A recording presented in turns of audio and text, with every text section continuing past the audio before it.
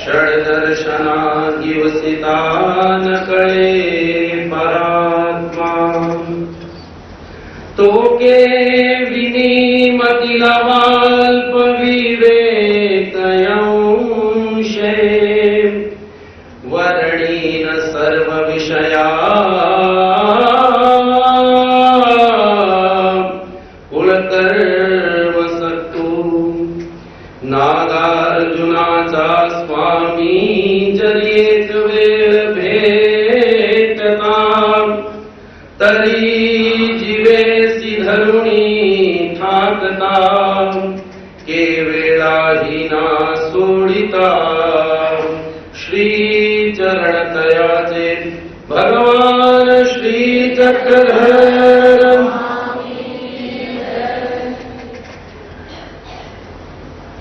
श्री सावली मूर्ति मंदिर में नवरात्र के उपलक्ष्य में रखे गए ये धर्म प्रवचन और आज उस धर्म प्रवचन श्रृंखला में चौथा दिवस हमने ये श्रवण किया कि भंडारेकार ने भगवान को अपना जीवन कैसे समर्पित किया।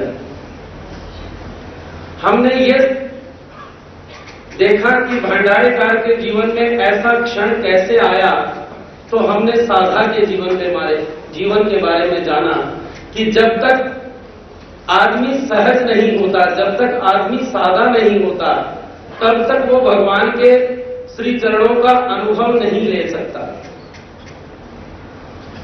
और हमने कल ऐसे भक्त के बारे में जाना जो भक्त आयु में बहुत छोटा है, परंतु फिर भी भगवान श्री चक्रधर स्वामी जी की कृपा का वो पात्र बना, ऐसा चांगदेव भट्ट। ये सभी पात्रों को श्रवण करने का उसके पीछे एक रहस्य है कि हम ऐसा श्रवण क्यों करें। क्योंकि श्रीमद् भागवत में रुक्मिणी जब भगवान श्री कृष्ण को लिखती है पत्र, वो कहती है कि हुण आवी कुंडला वाले आवी बंसरी वाले पिता मेरे ने मन में विचारा भजल रुकमण कृष्ण प्यारा।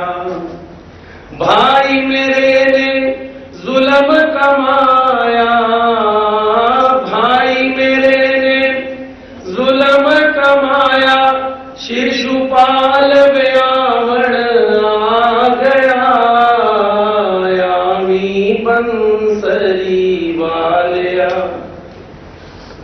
वो उस पत्र में लिखती है कि मैंने आपके गुणों का श्रवण किया और तब मेरी ऐसी अवस्था हुई कि अब मुझे ऐसा लगता है कि आप मेरा वर्ण कर लें। रविंद्रनाथ टैगोर अक्सर एक बात कहा करते थे, कहते थे कि मैं भगवान को वर्ण कर लूं, ऐसी मेरी योग्यता नहीं है, ऐसी मेरी पात्रता नहीं है। भगवान ही मेरा वर्ण कर ले, भगवान ही मुझे चुन ले, तो यही उनकी कृपा का एक सबसे बड़ा उदाहरण है। इन सभी पात्रों को हम जानते हुए उनकी जो जीवन शैली थी, जिस शैली से भगवान को वो प्राप्त हुए, उस शैली को हम अपने जीवन में उतार सके, इसके पीछे का मुख्य लक्ष्य यही मात्र केवल है। और आज हम ऐसे ही एक और पात्र को जानने का प्रयास करेंगे कि वो आया भगवान के पास अपना दुख लेकर, लेकिन जब गया तो उसका दुख तो समाप्त हो ही गया, लेकिन दुख के साथ साथ भगवान ने उसको वेद भी दिया, बोध भी दिया और आखिर में वो हमारे संप्रदाय के चतुर्थ अधिकरण बने, जिनका नाम था भाई देवव्यास। साधनदाता भगवान श्री चक्रधर प्रभु एक दृष्टांत देते हैं। भगवान कहते हैं कि पुरुष के उद्यम से, पुरुष के प्रयत्न करने से पुरुष सब कुछ ही प्राप्त कर सकता है। जैसे समुद्र का दृष्टांत देते हैं भगवान। भगवान कहते हैं कि 4 व्यक्ति आपस में मित्र थे। मन में उन्होंने विचार किया कि हम कौन सा ऐसा काम करें कि जिससे लगे कुछ नहीं परंतु प्रॉफिट ही प्रॉफिट हो जाए। तो चारों ही एक बार बैठे हुए मन में विचार किया कि ऐसा कोई भी काम नहीं कि जिसमें कुछ भी खर्च ना करो, लेकिन फिर भी उसमें हमारे को प्रॉफिट हो। तो उनके मन में एक बात याद आई, कहा कि समुद्र में तो सभी रत्न रहते हैं, चलो हम रत्नों का काम करते हैं, जिसमें खर्चा कुछ भी नहीं है, हमारा ही प्रयत्न होगा और हम वहां पर जाकर के उन रत्नों को प्राप्त करेंगे, उन रत्नों को बेच करके अपनी जीवन की याचिका चलाएंगे। ऐसा विचार करके चारों ही मित्र समुद्र के पास पहुंच गए। एक आदमी ने डुबकी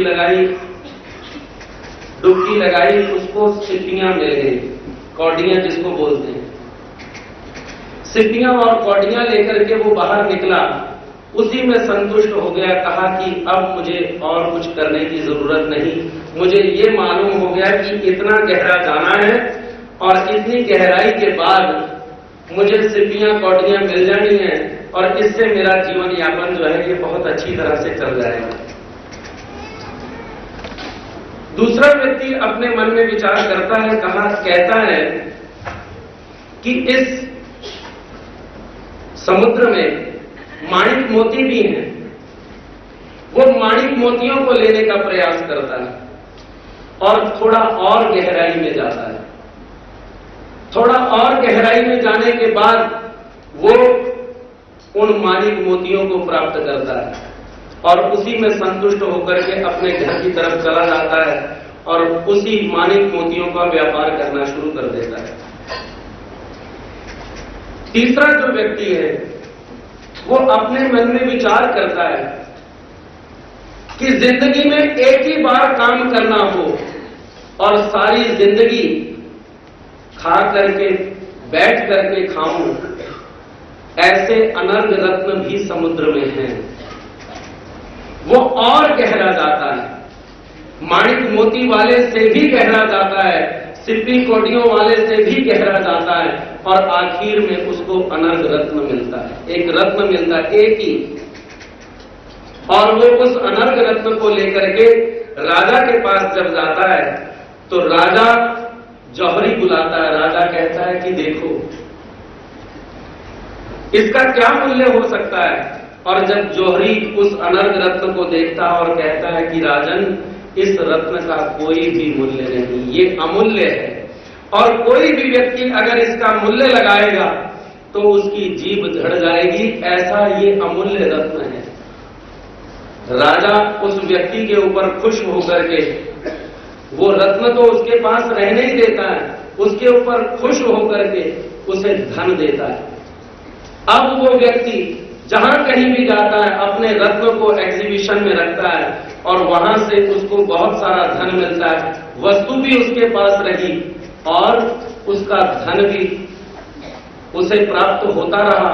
बाकी के जो कोई सिप्पियां कौडियां लेकर के गया, बहुत दिन तक चली, एक पीढ़ी ने खाया लेकिन दूसरी पीढ़ी को फिर प्रयत्न करना पड़ा।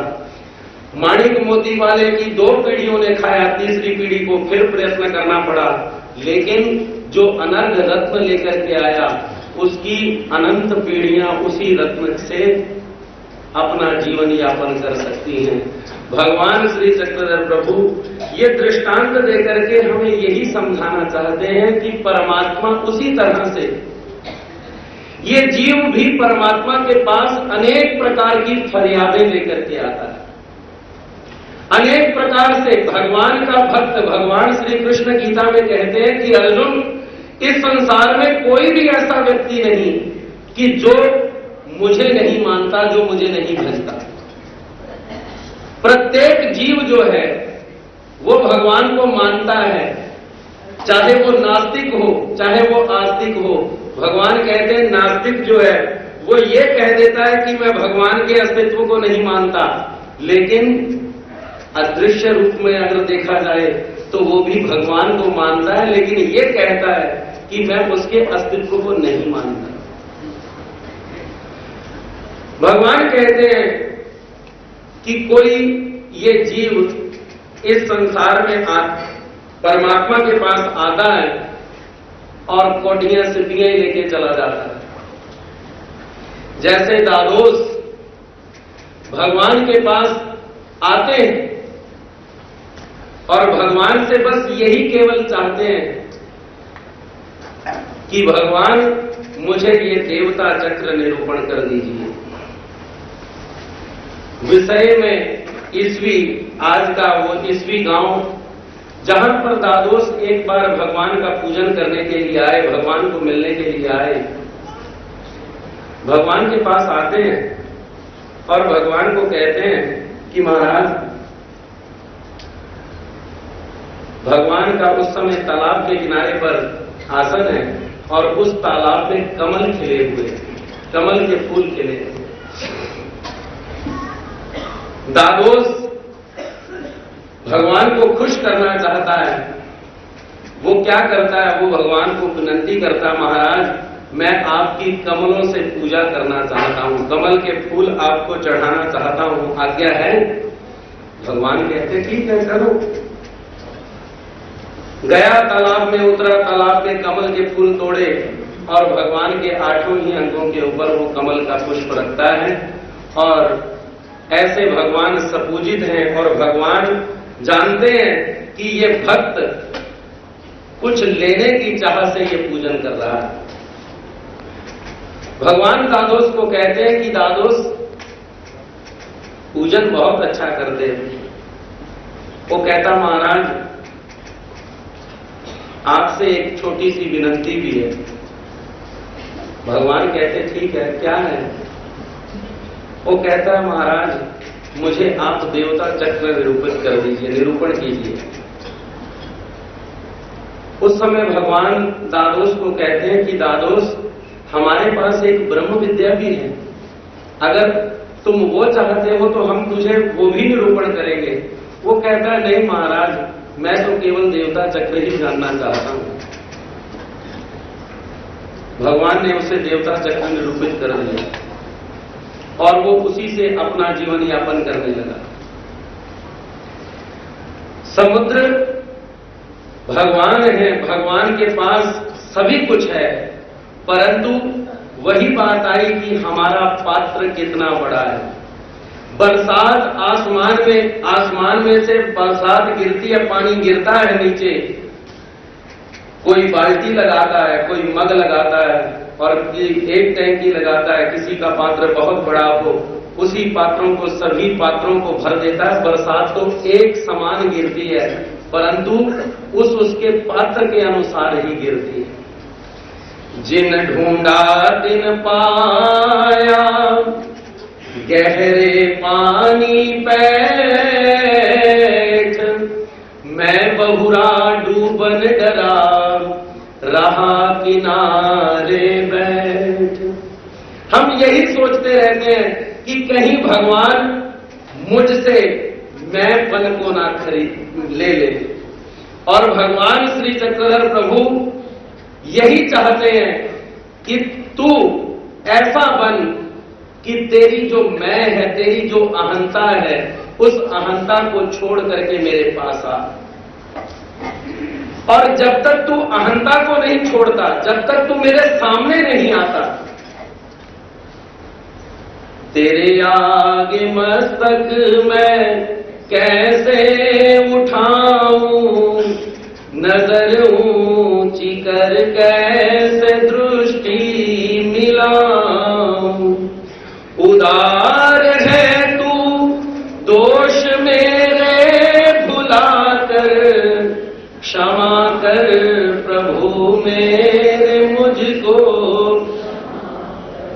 भगवान कहते हैं कि जब तक तुम मेरे सन्मुख नहीं आता, बात आई सन्मुख होने की, हम भगवान के सन्मुख ही नहीं होते।